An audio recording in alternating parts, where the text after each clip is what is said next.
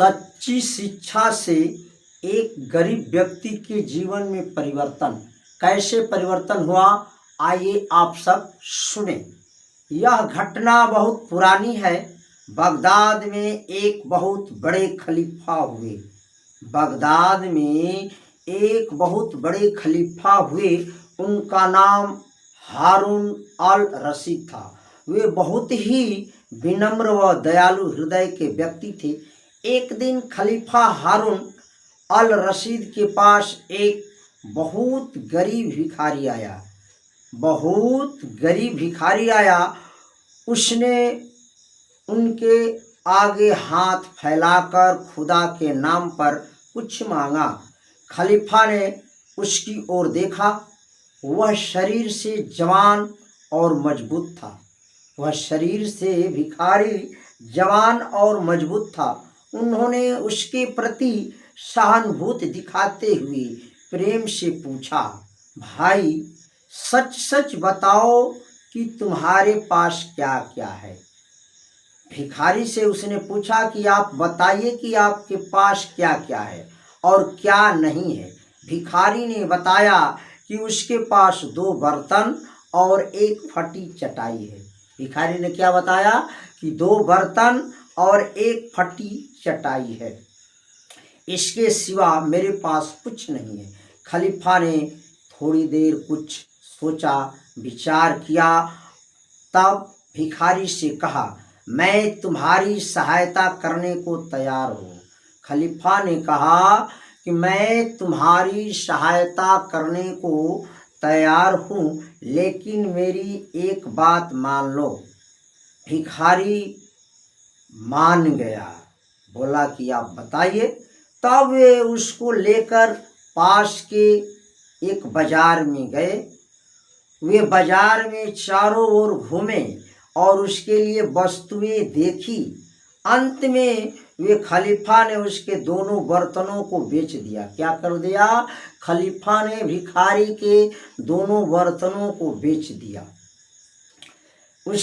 उससे मिले कुछ पैसे से एक कुल्हाड़ी और बाकी पैसों से कुछ आटा खरीदा और उन्हें भिखारी के हवाले करके कहा कि इस आटे से आज की रोटी बनाकर खाना। क्या करना?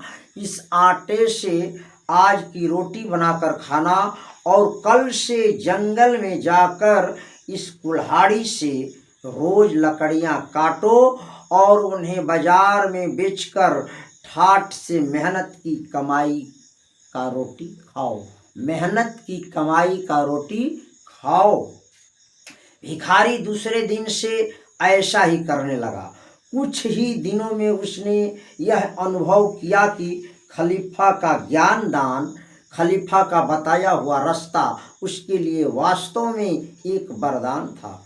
उस दिन से दिनों दिन उसका कल्याण होने लगा, भलाई होने लगा।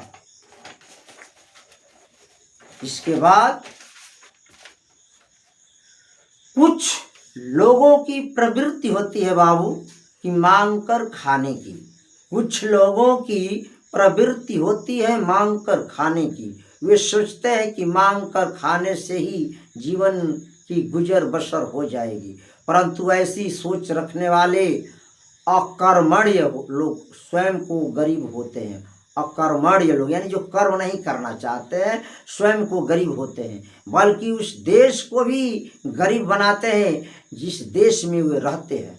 अतः सार तत्व यानी निष्कर्ष यह है, कहा जाए तो कर्म ही जीवन जी पाते हैं, कर्मवीर ही जीवन जी पाते हैं। कर्महीन तो इस पृथ्वी पर बोझ बनकर रह जाते हैं। इसलिए मेरे प्यारे भाई बंधु, मेरे प्यारे दोस्त, मेरे प्यारे प्रिय बहनों भाइयों, आप सभी से अनुरोध है कि आप कर्म करो, कर्मवीर बनो। कोई काम छोटा या बड़ा नहीं होता है, काम तो काम होता है। इसलिए आप कोई भी काम करो तो तन मन से करो। मैं उम्मीद करता हूँ कि इस कहानी से आपको कुछ सीख मिली होगी और सीख मिलने से आप इसे अपने जीवन में उतारेंगे और अपने मित्र दोस्तों को भी शेयर करेंगे और मेरे पास भी आप कमेंट करें कि आप मेरा वीडियो कहाँ से देखते हैं, कैसा लगता है, कुछ कमी बेशी हो उसे आप कमेंट में सुझाव दें। अंत में हमें कर्मवीर बनना चाहिए। अपनी मेहनत से हम सब कुछ प्राप्त कर सकते हैं। हमें कर्मवीर बनना चाहिए, कर्मवीर बनना चाहिए और हम मेहनत करके सब कुछ प्राप्त कर सकते हैं। जय हिंद, जय भारत, जय श्री राम। ओम नमः शिवाय, ओम नमः शिवाय, ओम शांति।